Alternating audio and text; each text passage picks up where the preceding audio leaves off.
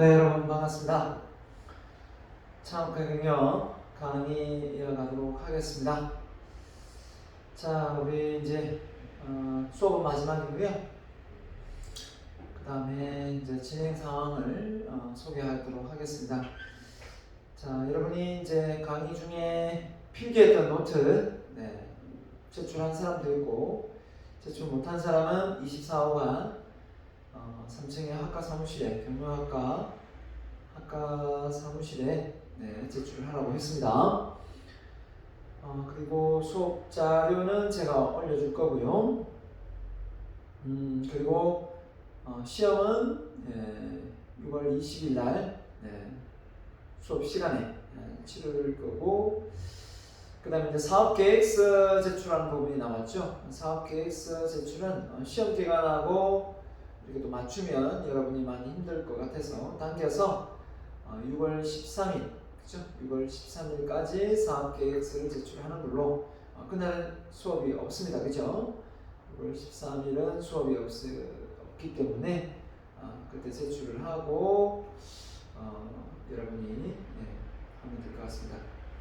자, 그러면 지금 필기 노트는 이미 제출이 된 걸로 알고 있겠고요. 안 쓴 사람, 수업 시간 작성 안 한 사람은 제출은 못할 거고, 그 다음에 사업계획서는 6월 13일까지 온라인으로 제가 받겠습니다.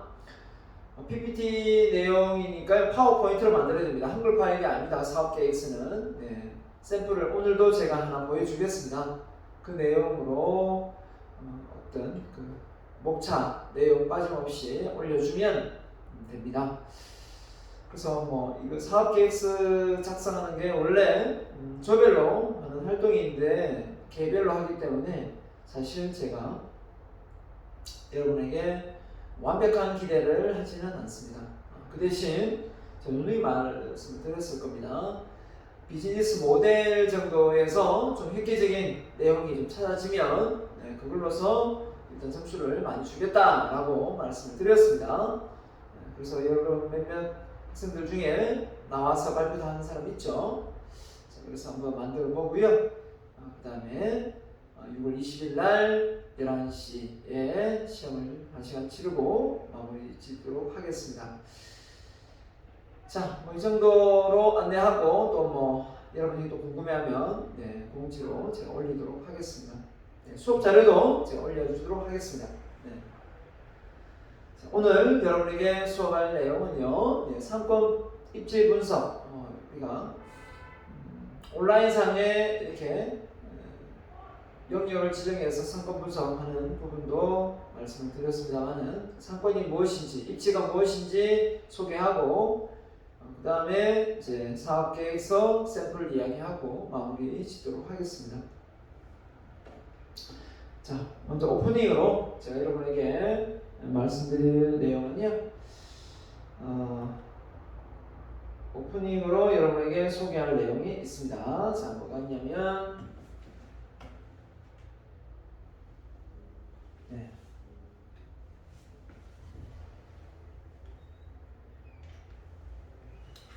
오프닝으로 소개할 내용입니다.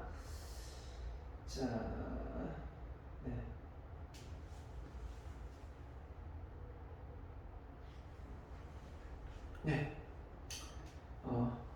마윈 어록인데 마윈 잘 알죠? 자, 알리바바 마윈을 좀 소개를 할까 합니다.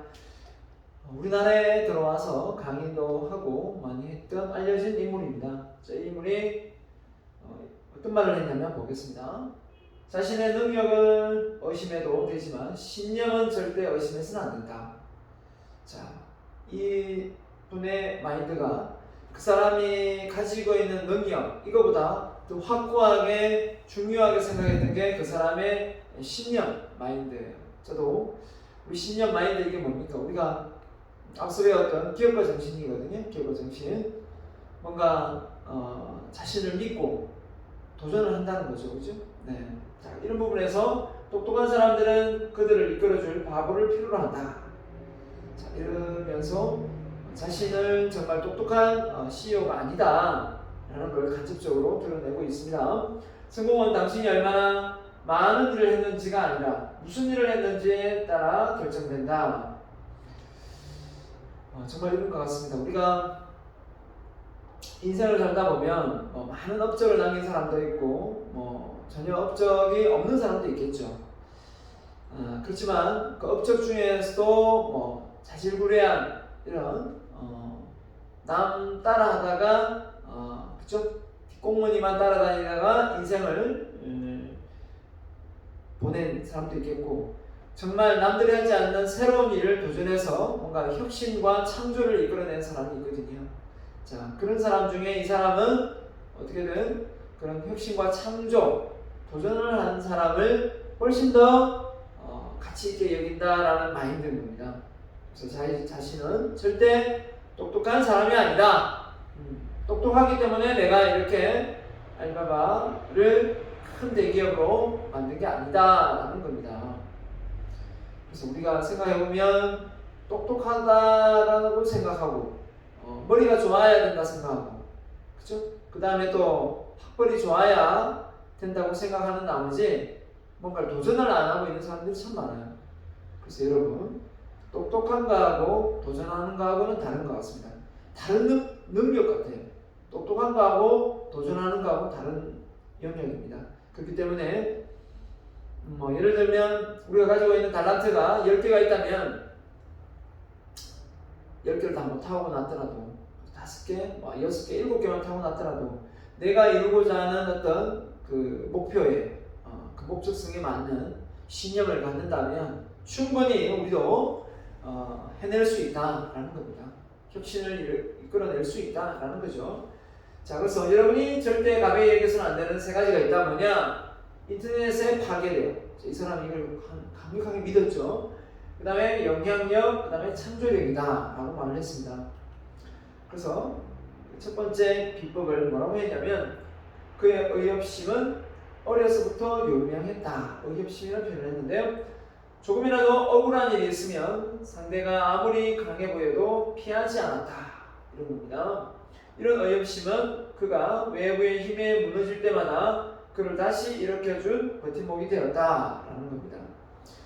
그만큼 중국이라는 어떤 시장 자체가 그렇게 호락호락하지만은 않았다라는 것을 이야기할 수도 있겠고요.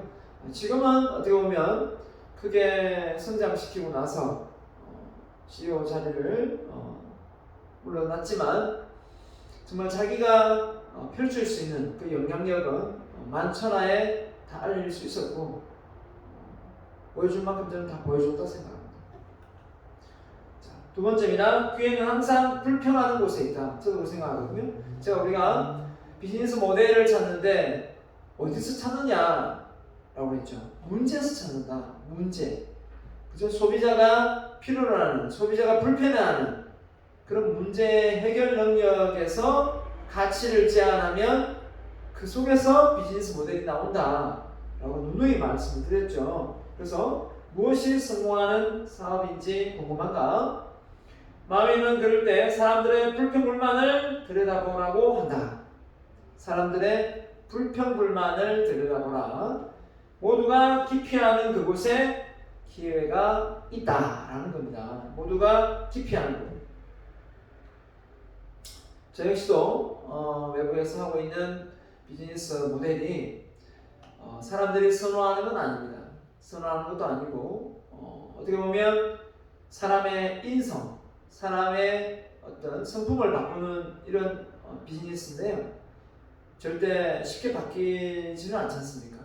하지만 저는 왠지 이쪽에 끌렸습니다. 왜냐하면 정말 수지 맞는 비즈니스 모델이었거든요. 가치로 말씀드리면 이거는 값을 매길 수 없을 정도의 엄청난 가치를 갖고 있다고 생각했기 때문이죠.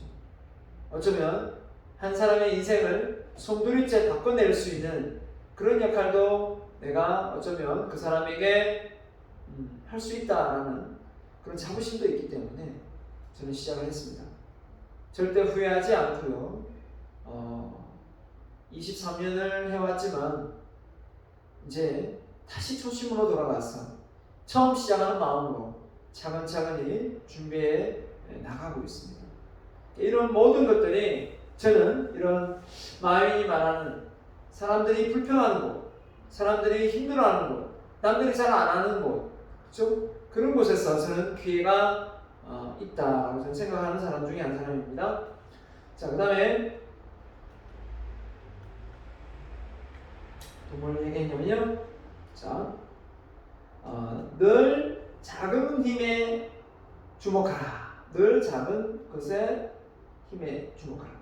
새우를 잡아서 돈을 번 사람은 있어도 고래를 잡아 돈을 번 사람은 없다. 소액 투자, 소상공인, 중소기업들이 형성할 큰 시장을 보자. 자, 알바마위는 대기업을 공략할 수 있는 그런 어떤 아이템은 결국은 많은 자본을 필요로 한다는 걸 알고 있었습니다. 근데 대기업하고 맞짱을 떠서 이길 수 있는 비즈니스 모델은 인터넷밖에 없다고 생각했던 거예요. 결국은 작은 중소기업으로 시작했지만 큰 비즈니스로 성장할 수 있었던 것은 바로 인터넷을 통한 이 비즈니스 모델, 이 플랫폼 시장에서 사업을 했기 때문에 가능하다고 저는 생각합니다.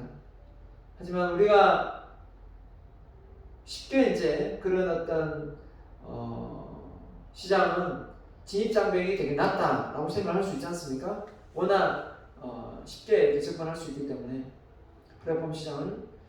그렇지만 거기서 확고한 브랜드 가치를 만들어내면 누구나 쉽게 진입을 못하는 경우가 많습니다. 이미 누가 앞서 진입을 해서 선점하느냐 여기에 따라 사업 비즈니스는 되고 안 되고 차이가 있거든요. 그래서 어떻게 보면 대기업이 가지고 있는 비즈니스 모델은 아니었던 거죠. 왜냐하면 인터넷을 활용해서 비즈니스가 커진 거지. 자, 우리가 사업 성공의 2대8의 법칙이 있습니다. 20%의 노력으로 80%의 효과를 얻는 건데, 자, 이걸 왜 지금 설명하냐면 이 내용과 관련이 있습니다. 20%의 노력으로 80%. 자, 쉽게 예를 들면 백화점에 고객층에 10만원, 20만원, 5만원 이렇게 고객이 있는 반면에 1000만원, 2000만원, 3000만원, 1억, 2억씩 소비를 하는 고객이 있단 말이죠. 그 백화점 측은 어떤 고객한테 더 많은 혜택을 주고자 하겠습니까? 1억, 2억, 1000만원, 2000만원씩 소비를 하는 고객에게 더 많은 혜택을 주겠죠. 그래서 그 20%에 들어가는 고객을 특별 관리를 했단 말이죠. VVIP라는 이런 명칭을 써가면서 대우를 하는 거죠. 그러면 백화점 매출을 올리는 그 우량 고객을 확보하고 있으면 백화점 매출에는 그 시장이 없는 거죠. 그러다 보니까 소비자 5만원 이내에 쓰는 10만원 이내에 소비하는 이런 소비자들은 그들도 안 보는 거죠. 그런데 휴대폰을 통해서 인터넷이 보급이 되고, 그렇죠? 인터넷이 휴대폰에서 가동이 되고, 인터넷을 통해서 다양한 소비를 할 수 있는, 구매를 할 수 있는 이 플랫폼 시장이 생긴다는 것 자체는 결국은 그 사소하지만 금액은 사소하지만 뭉치면 엄청나게 커지는 파레토의 법칙 반대 뭐가 있을까요? 롱테일 법칙이죠. 롱테일, 병의 꼬리인 거예요. 롱테일 법칙처럼 그 사소한 소비자들의 소비, 그 소비가 결국은 합쳐지면 결국은 수익을 만들어내더라는 거죠. 그래서 앞서 2대8의 법칙, 파레토의 법칙은 우량 고객, 그죠? 구매를 많이 하는 소비자가 주 타겟이었다면 이제 롱테일 법칙은 반대로 그 조금씩 작게 구매하는 그 소비자들도 결국은 합치면 큰 수익을 낼 수 있다라는 의미로 이해하면 됩니다. 그래서 소액 투자, 소상공인, 그 이펙트하고 별로 신경을 안 쓰던 그런 사람들이 결국은 이 플랫폼 시장에 모여들면 엄청난 기업 비즈니스가, 사업 비즈니스가 만들어질 수 있는 거죠. 자, 그런 의미에서 우리가 이해를 하면 좋겠고요. 자, 그래서 고객의 만족이 곧 내 만족이다. 고객 만족 시험 문제 나왔죠? 꼭 기억하세요. 고객이 기대하는 가치, 사용 가치가 일치될 때 고객은 만족을 느낀다. 그렇기 때문에 자신의 원대한 포부를 실현하는 매 순간이 곧 고객이 만족하는 시간이었다. 그래서 고객을, 소비자를 거스르는 비즈니스는 절대 있을 수 없다라는 겁니다.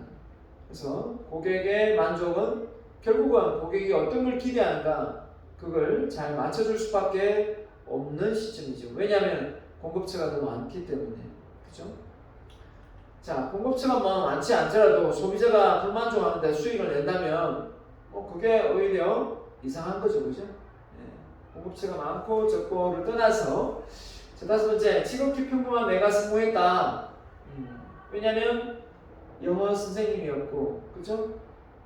이런 월급이 얼마 안 되는 이걸 이제 넘어서서 사업 비즈니스를 만들고 인터넷 사업을 했는데, 결국은 누구나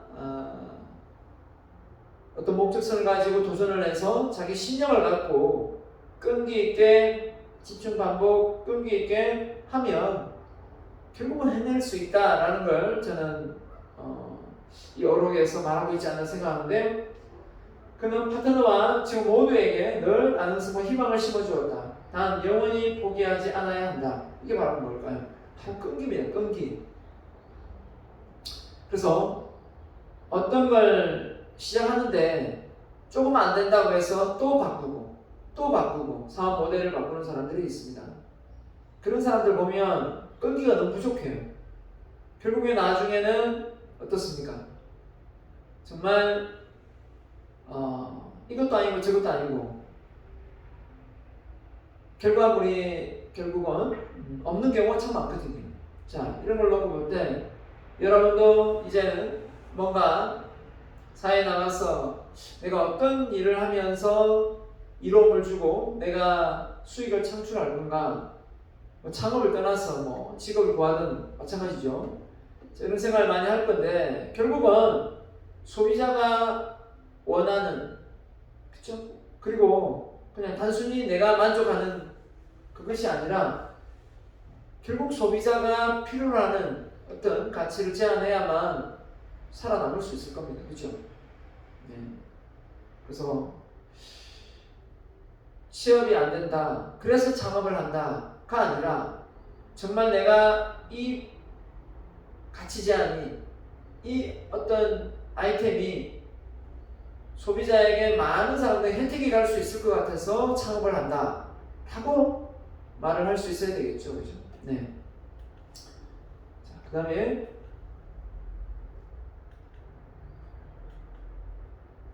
5번째입니다. 네. 정말 돈을 벌고 싶은가? 이랬습니다. 정말 돈을 벌고 싶은가? 그렇다면 돈에 집착하지 마라. 이것이 그가 유능한 인재를 곁에 남기고 투자자에게 신뢰를 줄 수 있었던 비결이다.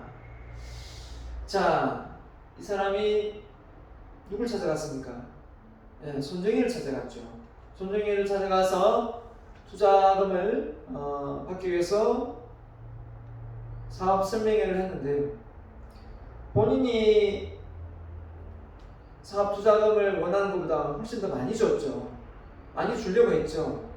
근데 손정희는 그렇게 투자를 많이 하려고 했지만 이 마윈은 필요한 정도만 받으려고 했습니다. 그 정도의 마인드만 봐도 사업을 일으키는데 필요한 돈이 필요하지, 누구의 돈을 많이 받아서 뭔가 나중에 책임지지 못할 어떤 그런 역할까지 하고 싶지 않았던 거죠. 돈에 욕심이 많았으면 나중에 어떻게 될 값에, 그죠? 돈을 많이 투자한다면 예비비를 많이 들고 시작하는 거니까 무조건 받았겠죠. 왜냐하면 사업 망하면 그 끝이니까요. 하지만 마윈은 그렇게 욕심내지 않았습니다. 정당하게 돈을 벌려고 생각을 했던 거죠. 자, 그만큼 신뢰가 손정희에게 갔던 것 같습니다. 그렇죠? 그런 어떤 모든 면에서 그 사업 설명회를 다 듣지 않고 돈을 투자했다라는 전설이 있더라고요. 자, 그래서 오늘 여러분에게 이를 앞서 마윈의 어록을 소개하는 이유는 우리가 생각해도 이런 기업가 정신을 가진 마인드가 없으면 창업에 대한 어떤 개념이 사실은 와닿지 않을 것 같아서 한번 말씀을 드렸고요. 대한민국에 마윈 같은 사람이 나오지 말라는 법은 없습니다. 그죠? 네, 여러분 스스로가 스스로에 대한 신념, 확신, 이런 끈기가 있다면 어떤 사업에 대한 목적성이 있고 집중을 한다면 충분히 여러분도 해낼 수 있다 저는 생각합니다. 그래서 자신을 너무 과소평가하지 말기 바랍니다. 네, 과소평가하지 말고 해보지도 않고 그냥 지레짐작 안 될 것 같다. 나는 그런 사람이 못 된다. 이런 자신을 좀 낮게 보는 그 수준 낮은 사람이 꼭 되지 않기를 바랄 뿐입니다. 자, 그래서 상권의 입지의 개념, 핵심 내용만 짚고 넘어가겠습니다. 상권의 분석 입지의 필요성, 자, 상권의 분류 특성, 상권 조사의 입지 조사 방법, 자, 간단하게 볼 거고요. 상권 분석 시스템. 자, 사실 어떻게 보면 온라인 플랫폼 시장이 없고 홈쇼핑 이런 게 없었으면 상권 입지는 엄청 중요했죠. 왜냐하면 오프라인에서 사업을 해야 되기 때문이죠. 근데 요즘에는 이제 온라인으로 많은 비즈니스를 하고 있기 때문에 상권 입지 분석을 어떻게 보면 소홀히 하게 된 경향도 있죠. 왜냐하면 오프라인 매장일 때 이게 가능한 거니까요. 그렇죠? 자, 아무튼 자, 샌드위치 가게 또는 호프집을 한다고 가정했을 때 여러분, 자, 여기가 사는 동네고요. 사는 동네고 여기가 사무실입니다. 그러면 차가 갈 때는 여기로 가고 올 때는 여기로 올 텐데 샌드위치 가게 호프집을 개업한다고 가정했을 때 위치가 A, B 중에 어느 위치에 샌드위치 가게에 있으면 좋겠고 호프집이 어디에 있으면 좋을까요? 자, 답은 나와 있습니다. 주거에서 차량이 이동하는 사무실 쪽으로 이동하는 그쪽이면 결국은 사람들이 여기서 살다가 결국은 이동은 시내 쪽으로 사무실 쪽으로 많이 한다면 A는 분명히 샌드위치 가게를 위치하면 좋을 것이고 퇴근길에 이쪽을 이용한다면 호프집이 이 B에 해당될 겁니다. 이런 것처럼 사람들이 생활하고 드나드는데 방문하는데 편리한 위치, 이게 바로 입지인 겁니다. 입지, 그죠? 이 주변 지역을 결국은 주거지냐 시내 사무실 지역이냐 이걸 우리는 상권이다 라고 표현하는 거고요. 그 위치를 입지라고 표현을 하는 겁니다. 자, 그래서 입지에 앞서서 상권은 뭐냐? 점포 또는 집단에 관계된 고객이 분포하고 있는 지리적 범위로서 구체적으로 당의 상점가가 고객의 흡입력이 있고, 맞죠? 취급하는 상품에 대하여 고객이 분포하고 있는 지역이다. 결국은 그 지역에 있는 고객이 오프라인 매장에서 팔고 있는 제품을 많이 구매할 수 있는 고객이 주변에 많이 살고 있느냐라는 겁니다. 거주하고 있느냐 이거죠. 그곳이 곧 고객 흡입력이 가능하니까 결국은 점포 입지는 이처럼 수요층, 유동인구, 도로 상황, 경쟁 점포 이런 걸 고려해서 상권이 괜찮다, 안 괜찮다 라고 말을 많이 하죠. 그래서 여러분이 가장 많이 보는 게 뭐냐니까 수요층도 중요하지만 일단은 유동인구가 있느냐 이거죠. 그래서 서울에 한번 가보면 횡단보도 건널 때 정말 많은 사람들이 건너갑니다. 지방의 횡단보도를 건너가는 걸 보면 사람이 몇 사람 없어요. 그 횡단보도를 건너는 그 위치에 상가가 있다고 가정해 보세요. 얼마나 많은 사람들이 그곳을 들리고 방문을 하겠습니까? 이처럼 결국은 우리가 이 수요층, 유동인구가 많은 곳이 결국은 권리금도 비싸고 임대료도 비싸고 그죠? 광고도 많이 노출되기 때문에 장사도 잘 된다는 겁니다. 그리고 도로 상황이 주차도 편리하게 할 수 있고, 그죠? 공간이 좀 이렇게 많아야 되는데, 유동 인구는 많은데 주차 공간이 좁아서 사람들이 못 오는 경우도 있고, 길이 너무 또 외길로 되어 있는 경우도 있고, 아무튼 경쟁 점포가 많으면 좋은 게 있고 경쟁 점포가 없는 게 좋은 게 있습니다. 예, 그런 것도 우리가 감안을 해봐야 되겠죠.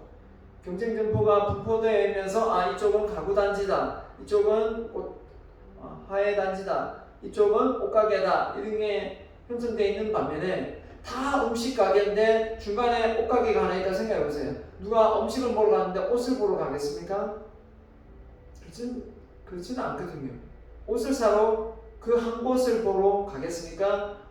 차라리 이런 밀집된 가게들이 밀집된 곳을 여러 군데 한 번에 둘러볼 수 있는 곳을 가지요. 그런 거 똑같습니다. 그래서 결국은 어떤 것은 철물점이 있다. 철물점이 밀집되어 있는 곳이 삼산에 있지 않습니까? 그러면 그곳에 가면 다른 일반적인 어떤 부품이 없는데 그곳에 가면 거의 다 있습니다.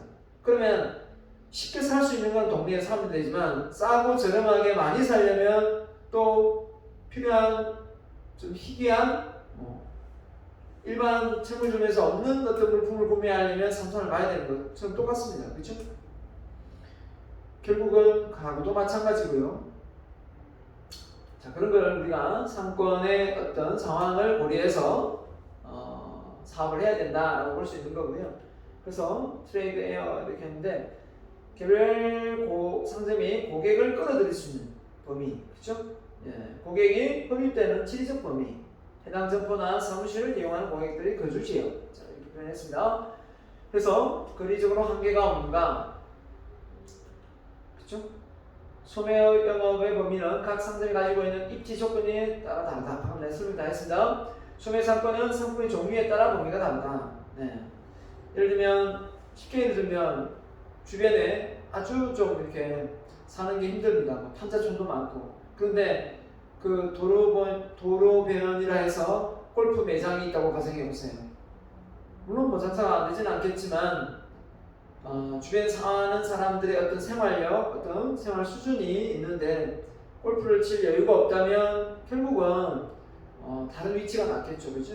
네, 그래서 울산 옥동 쪽으로 가보면 이 자동차 매장들이 많습니다. 자동차 매장들이 많은데 다 밀집되어 있어요. 쉐보레, 포드 이렇게 쭉 연결되어 있거든요. 또 뭡니까? 현대자동차, 삼성자동차 이렇게 쭉 연결되어 있어요. 왜 그러면 그 자동차 대리점들이 그게 다 밀집되어 있을까요? 이유가 있습니다. 한번 보러 왔을 때 딱딱딱 보고 들어와서 구매할 수 있도록 그죠? 한 거죠. 경쟁자가 있는 게 오히려 소비자에게 편리성을 줄 수 있고 또 소비자에게 유인력, 올 수 있는 이 위치에 자동차를 볼 수 있구나 이걸 알 수가 있는 거죠. 맞습니다. 삼산에 가면 가구 거리가 있거든요. 저쪽 시내 쪽도 있었는데 그쪽은 이제 많이 장사 사업이 안 되는 것 같고 이 삼산 쪽은 그래도 아직까지 오프라인 매장이 성행하고 있거든요. 자, 그래서 상권에 대한 부분을 말씀을 드린 겁니다. 그래서 고객이 유인할 수 있는 지역이 돼야 되고 상업상의 어떤 세력이 미치는 영향 이런 거기 때문에 공간의 최상위 개념이다 이렇게 했습니다. 그래서 어떻게 보면 이렇게 인터넷 모바일 통해서 이런 비즈니스 모델이 그렇죠? 바뀌죠. 그래서 가상 공간을 통해서 이렇게 온라인으로 다대면으로 해서 결국은 이 상권에 대한 어떤 부분이 좀 많이 이제 퇴색되어지는 부분도 없지 않아 있습니다. 그죠? 자, 그래서 온라인상의 상권이라는 게 있을 수는 없기 때문에, 그죠? 네, 그래서 입지를 보면, 자, 입지는 그 건물이 위치한 곳이라고 했습니다. 그래서 상권하고 입지의 차이를 가장 헷갈려 하기 때문에 딱 이렇게 표로 만들어 놨습니다. 자, 입지는 점포가 소재한 위치라고 했고요. 상권은 점포가 고객을 흡입할 수 있는 그 범위라고 했고요. 그래서 부지가 어떻게 되느냐? 그 부지가 접근성이 가시성 눈에 잘 보이는지, 평탄성, 그러니까 언덕인지 평탄한지 정말 중요합니다. 점포 형태가 뭐 세모 모양인지 딱 정사각형인지 네모 모양 그죠? 다르거든요. 시설 구조 이런 주차 시설 이런 걸 감안해서 해야 되는데 상점은 어떤 게 좋습니까? 코너가 좋습니다. 코너가 아주 가시성이 있거든요. 사거리에 코너에 이런 쪽에 건물이 있으면 눈에 잘 띈단 말이죠. 그렇죠? 좀 권리금이 세거나 월세가 좀 세더라도 그런 곳을 들어가야 됩니다. 그렇지 않으면 결국은 눈에 잘 안 띄거든요. 점포의 승패를 예측할 수 있다. 그래서 교통의 유발 시설, 장애 요인, 뭐 상권의 발전 전망, 그렇죠? 주변에 뭐 우리가 이제 앞서 얘기했지만 뭐 상권이 잘 발달되어 있다면 주변에 이제 아파트나 학교나 병원이나 이런 것들이 많이 밀집되어 있잖아요. 그럼 유동인구가 당연히 많을 수밖에 없는 거죠. 네. 그런 곳에서 사업을 해야 비즈니스가 되는 거니까요. 그렇죠? 그래서 그런 유동인구가 많은 위치에 횡단보도를 끼고 보통 이제 햄버거 가게나 뭐 롯데리아나 뭐 이런 프랜차이즈 업종이 이미 그죠? 파리바게트나 위치에 있습니다. 그러니까 그런 위치를 보면서 아 여기가 유동인구가 많겠구나 모르면 이미 그런 대리점 뭡니까 이제 프랜차이즈 가맹점들은 그걸 다 염두에 두고 위치에 있기 때문에 그런 위치에 가까운 위치에 어떤 그죠? 물론 뭐 업종에 따라 다르겠지만 유동인구가 많이 필요를 한다면 그죠? 유동인구가 많아야 된다면 상권을 분석할 때 참고하면 되겠죠. 참고.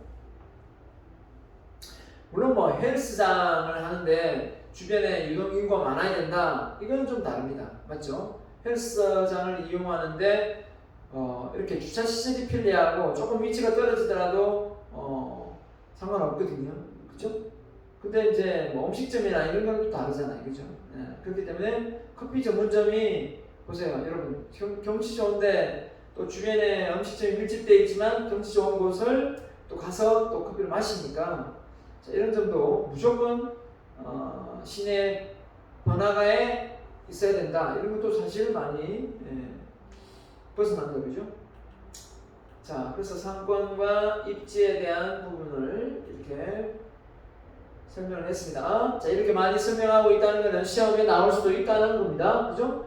그래서 고객이 끌어들일 수 있는 지역, 위치한 지역, 구성 요소가 유동인구냐, 배후인구냐, 소비자냐, 자사, 경쟁사 이게 어느 정도 있느냐, 눈에 잘 띄느냐, 잘 인지성, 보고 한번 보고 잊어먹지 않느냐 이거죠. 접근성이 괜찮으냐, 추천성이 좋아요. 포인트나 뭐 바운더리다 이래놨고요. 평가 기준이 거리 유동인구, 인구 밀집, 자, 투자, 권리금, 임대료 이런 것들이 좌우한다. 맞죠? 이게 너무 저렴하다. 그러면 입지가 별로 안 좋다라고 생각하면 돼요. 자, 상권 전체의 성세 여부가 결정된다. 개별 점포의 성세 여부, 코너가 좋다고 말씀을 드렸고요. 네. 그래서 투자 비용 대비 수익을 잘 파악을 해야 된다라는 겁니다. 자, 그래서 상권 입지 분석. 네. 목표 고객을 파악할 수 있다. 맞죠? 그 다음에 경쟁사를 파악할 수 있고 사업 범위, 마케팅, 매출 추정, 투자 비용 대비 수익률, 사업주의 경영 능력을 향상시킬 수 있다.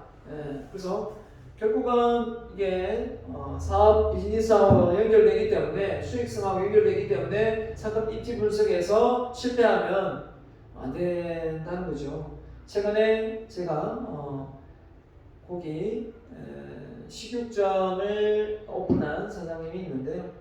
아주 삼산에 아주 거리에 잘 뛰는 곳에 그것도 권리금이 3천에 월세가 1층이 200밖에 안 돼요. 46평인데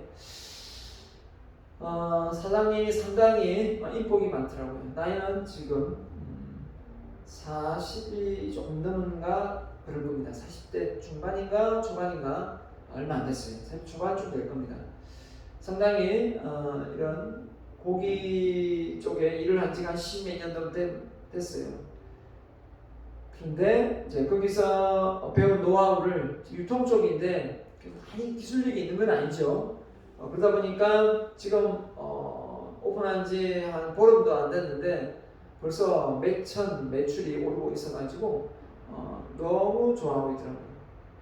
비즈니스가 너무 잘 돼가지고 이미 한 10일 만에 그죠? 네.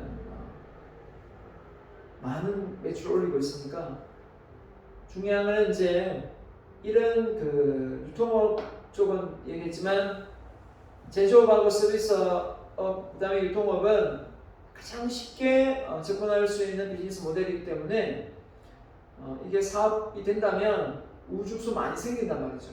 네, 그게 이제 하는 건 단점입니다. 그래서 어떻게든 오랫동안 사업을 해내려면 먼저 좋은 위치에 또 다른 길목에 직영으로 해서 사업체를 또 하나 직영으로 하나 내는 거고요.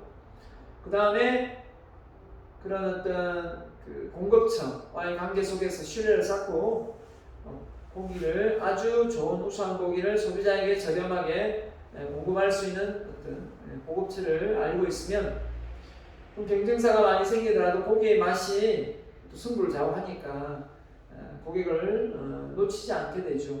아무리 뭐 싸게 한다 한들 좀 저렴하게 들어올 수 있는 그런 공급처가 있다면 경쟁력은 확보된 거거든요. 네. 그래서 그런 점을 제가 컨설팅 해주고 있습니다. 그래서 효과적인 경영이 가능하다 이렇게 표현했는데요. 자, 그만큼 사업에 있어서 비즈니스 모델보다 이 상권 입지는 일단 오프라인 매장을 사업을 했을 때 그만큼 영향력이 있다라는 거죠.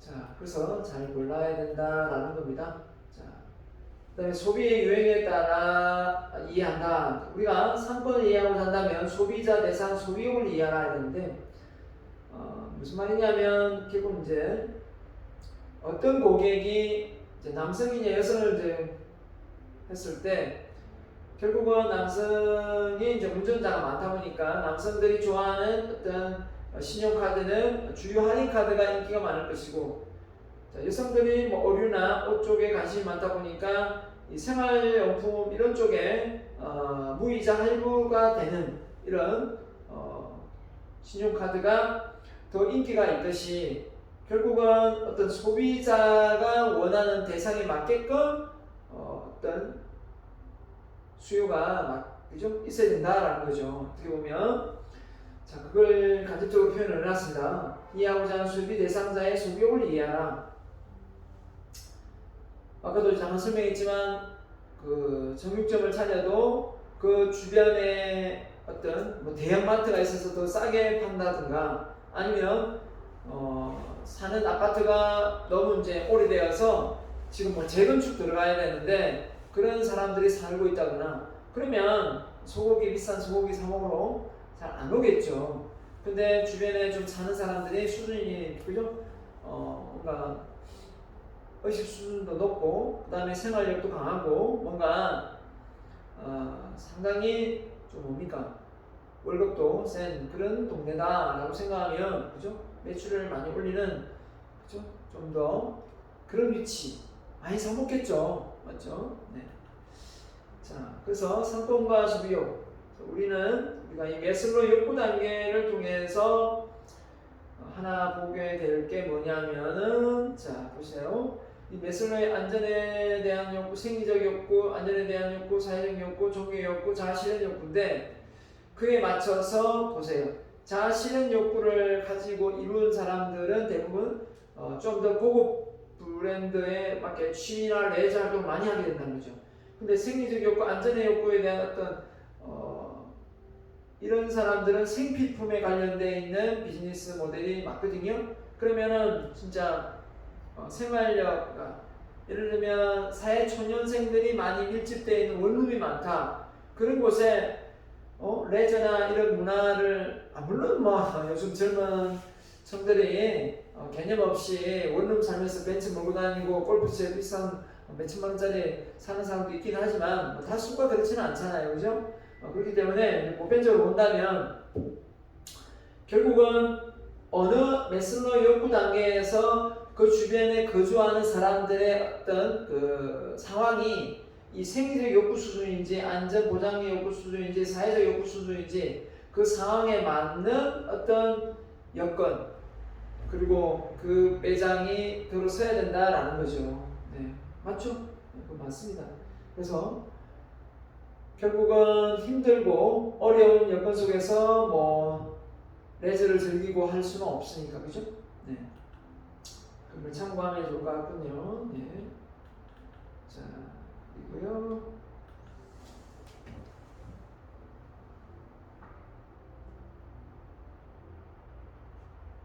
넘어가야 되는데 잠깐 이게 안 넘어가시네.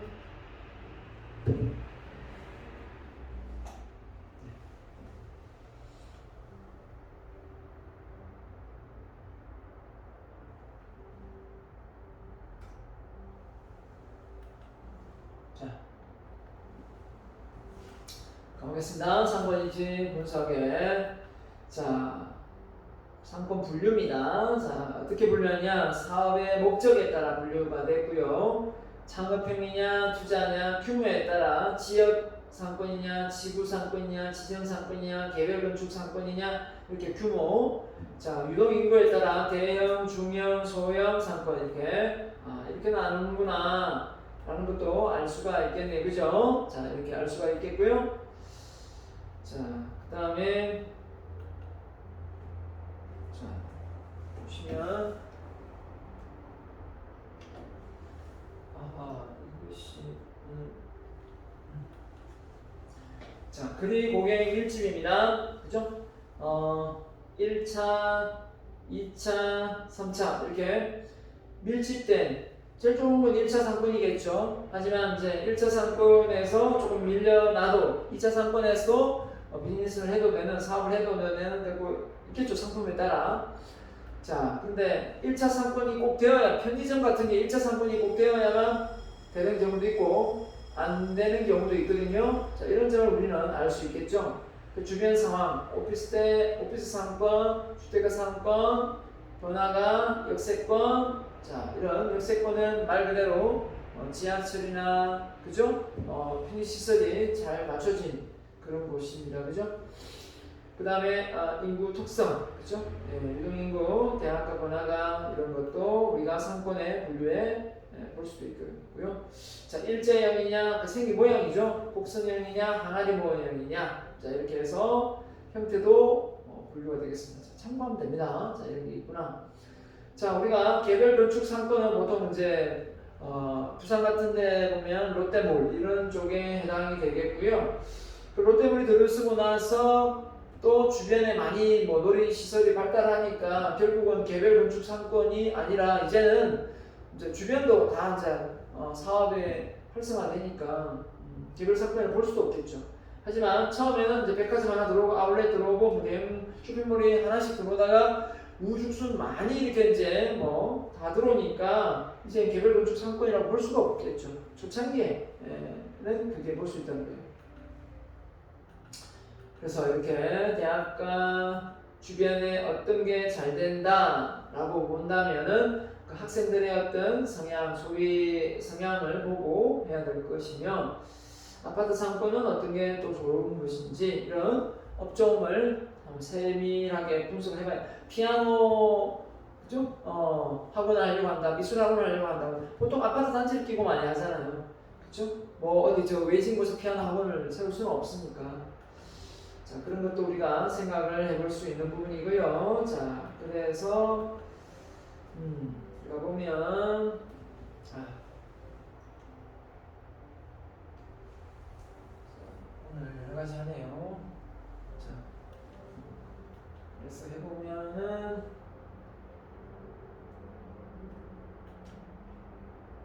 넘어가지 넘어가시는데 안 넘어가시네요.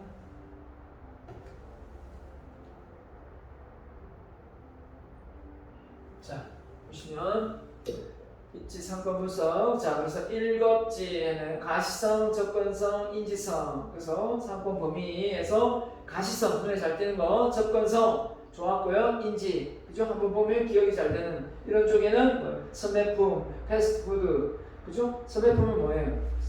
매일매일 자주 쓸 수 있는 이런 물품들이 되겠습니다. 자, 이용 목적에 따라 적응형, 목적형, 생활형 이렇게 나눠 있고요. 자, 전문 음식점이 있고 소형 음식점이 있고 편의품, 선매품. 여기 보면 의류나 가구 이런 쪽이 있네요. 자, 편의품이 이제 어떻게 보면 제과점 이런 거 있고요. 비교 구매, 전자 제품, 의류, 가구 등이 선매품이네. 제가 여기 선매품 소개할 때 편의품을 소개한 거 같네요. 자, 선매품은 좀 선택 가능한, 그러니까 한 번씩 사는 거네요. 편의품은 말 그대로 생활용품들이고요. 제가 좀 자주 방문하잖아요. 선매품은 선택 품목에 해당되는 걸로 이해를 하면 되겠네요. 그죠? 전자제품, 의류나 가구를 매번 사지는 않죠. 매달. 물론 그런 사람도 있을지 모르겠지만요. 전문품, 네, 말 그대로 자동차, 골프용품 이런 것들입니다. 권리금이 있냐 없냐, 있는 게 좋다 없는 게 좋다라고 한다면 있다는 거는 그만큼 유동인구가 많다는 것이죠. 주차 편의 시설이 있으면 좋겠고. 자, 아무튼 이 편의품이냐 선매품이냐 전문품에 따라 위치가 달라진다라는 겁니다. 그죠? 네, 그래서 이렇게 나와 있습니다. 참고하면 될 것 같아요. 예. 전문품 자동차도 들어가니까요. 골프. 자, 그 다음에 구매율의 속성에 따라, 그죠? 유통판매업, 외식업, 서비스업. 자, 내전 고객, 들어와서 구매하는 고객이 5% 정도고요. 휴대폰 대리점 이런 거요. 외식업, 내전 고객 대비 구매율이 90%. 들어오면 거의 뭐 먹죠. 나가질 않죠. 특별한 이유가 없는 상. 서비스업, 내전 고객 구매율이 7에서 80%. 유통업은 뭐 들락날락 그리고 보고 그냥 아이쇼핑 많이 하죠, 그죠? 네, 화장품도 보고 꼭 구매를 하지는 않는다는 거죠. 그러니까 이런 것들은 어떻게 시내에 있는 어떤 성남점에 있는 어떤 거리 뭐 정도 생각하면 되겠네요, 그죠? 자, 그 다음에 이제 이렇게 유통 판매업에 있어 회전율이 되게 높죠. 네, 외식업은 그렇게 높지는 않는데. 전신 때 회전율이 좀 있고 서비스업은 뭐 1시간에서 3시간 정도이므로 회전율이 한계가 있다. 네. 그래서 서비스업은 대외도변 1층에 입점이 고려된다. 이렇게 표현했습니다. 자, 그래서 우리가 유통업은 소형 간의 규격 점포 가능하고 외식업은 패스트푸드점 회전율이 좀 높아 1층에 해당되면 좋겠고 서비스업은 임대료 비싼 곳은 어렵다라고 했습니다. 어려움을 겪을 수 있다. 그 다음에 상관부사관법 뭐 정성이냐 정량이냐 현장이냐 뭐 이렇게 표현했는데 참고하면 됩니다. 자, 그 다음에 소비 심리, 그죠? 심리에 따라 되어 있는데 이것도 역시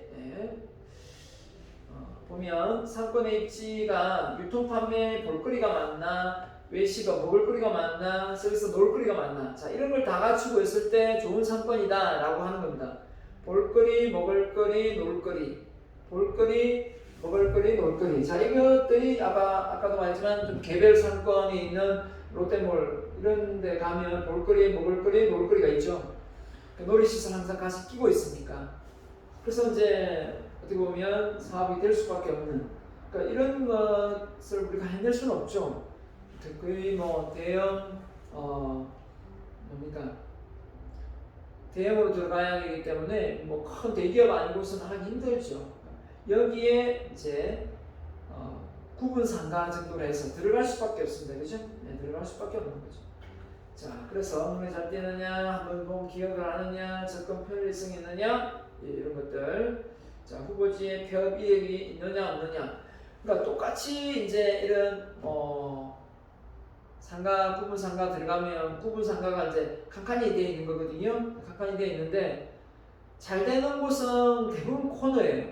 코너에 위치해 있는데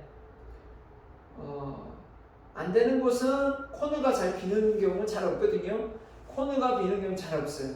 그렇기 때문에 저 구석에 많이 빈단 말이죠. 그래서 코너에 사업을 하는 게 맞는데 그게 임대료가 비싸고 이제 권리금이 비싸다고 사업장을 안 쓰는 경우가 간혹 있는데 그게 어떻게 보면 안목이 좀 없는 거죠, 그죠? 깊게 봐야 되는데 그래서 입지 분석 절차를 이렇게 해놨습니다. 자, 여러분 한번 보시고 이런 식으로 하면 되는구나 라고 생각하면 되겠습니다. 자, 입지에 관련되어 있는 뭐 인구나 교통수단, 상업 중심 뭐 이런 것들 볼 수 있겠고요. 입지 고를 때 상권의 성장 가능성, 흡입력, 자 이게 이제 상권이잖아요. 그래서 상권하고 입지하고는 조화를 이루어야 되겠죠, 그죠? 예, 그래서 보시면 될 것 같고, 자 점포의 위치 얻을 때 어떤 점이 체크돼야 되는지, 자 경쟁 점포의 위치와 영업 상태 괜찮은지, 서로 공존할 수 있는지, 예, 서로 싸울 상황인지, 그죠? 이게 있거든요. 술집이 하나 생기더라도 이게 술집이 하나 생겨서 또 다른 사람 그 술집이 유동인구가 많아서 주변에 활성화되어서 뭐 하나 더 생겨도 문제가 없다. 근데 유동인구가 별로 없는데 술집이 하나 있는데 또 하나 생겨가 서로 경쟁이 되어서 서로 힘들어한다. 이래 되면 서로 힘들죠. 예, 그런 곳은 아예 안 들어가는 게 낫습니다. 그죠? 그러니까 서로 밀집되어 있으면서 이쪽은 술집 골목이다. 이런 어떤 호프집 골목이다. 이런 느낌이 와야지. 그 유동인구가 얼마 안 되고, 그죠? 예, 한데 거기에서 서로 경쟁하고 싸우고 서로 눈을 이기고 이런 상황을 만들지 않아야 된다는 거죠.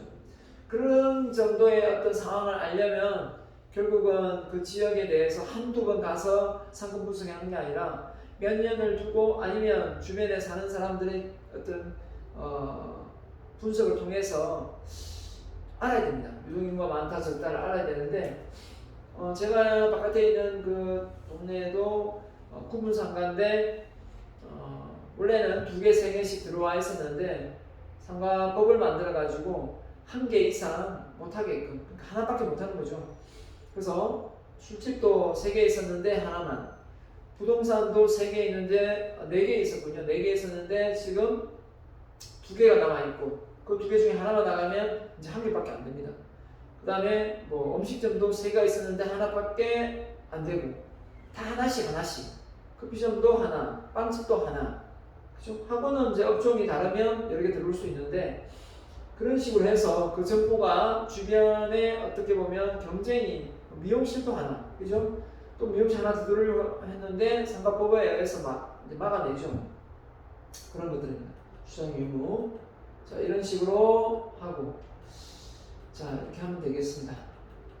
자, 이 정도 하고요. 자, 그 다음에 그냥 좀 넘어가서, 그죠? 넘어가서, 그죠? 제가 여러분에게 소개할 내용은 인수하고자 하는 점포의 장래성은 시장성은 있는가, 권리가 너무 비싸지 않는가 참고하면 될 것 같습니다.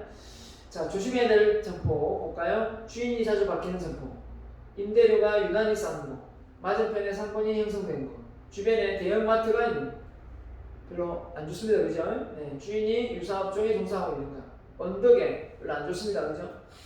자, 이런 것들입니다. 좋은 입지는 이와 반대되겠죠? 네, 주차가 넓고 출근이 통행량이 많고 건물의 코너에 위치되어 있죠. 네, 주변에 3,000세대 이상 중소형 아파트가 밀집되어 있고 이런 게 좋습니다.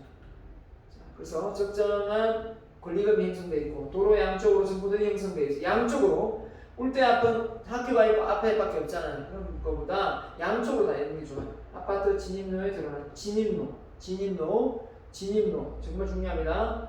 주택가의 경우 점포의 수가 100여 개 이상인 지역, 상권의 경우 점포 수가 100여 개 이상, 주택가는 이렇게 밀집되어 있을 때 훨씬 더 장사가 잘 된다 이런 거죠. 그래서 임대료가 시세보다 너무 싸거나 권리금이 없는 경우 이런 거는 좀 조심해야 된다. 창업초보자는 신도시나 신축 건물 특히 주의해야 된다 이렇게 표현했습니다. 자, 넘어갈게요. 다 할 수는 없기 때문에 투자 수익률 대비 투자 금액 대비 월 수익은 얼마 정도가 적당한가? 3% 정도면 괜찮다라고 보네요.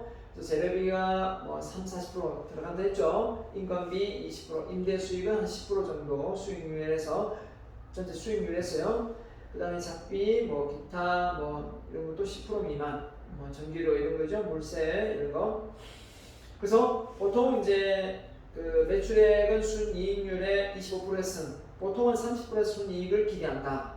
그러면 뭐 괜찮다라고 볼 수 있는 겁니다. 보통 30% 순이익을 기대한다. 그러면 창업해볼 만하다라고 하는 거죠. 네.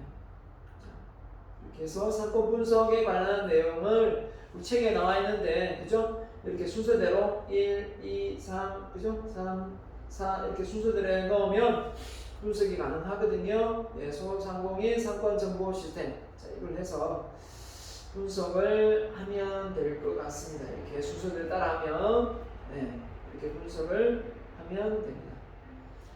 자, 이렇게 하고요. 여러분에게 그 사업계획서를 제가 소개하려고 했는데, 사업계획서는 그냥 참고할 수 있도록 올려만 줄게요. 올려만 주고, 네, 따로 설명하지 않겠습니다. 그것도 다 설명하려니까 또 다시 30분이 더 소요될 것 같고, 그냥 사업계획서 앞에 2개 소개했죠. 네, 하나만 더 올려줄게요. 네, 그렇게 해서 보면 될 것 같습니다. 자, 일단 이렇게 하고요. 네, 중간고사 시험을 쳐봤겠지만, 네, 그 형식 그대로 다른 문제가 나온다 생각하면 될 것 같고요. 일단 사업계획서 올려놓은 샘플을 보고 여러분의 아이템으로 한번 작성을 해보세요.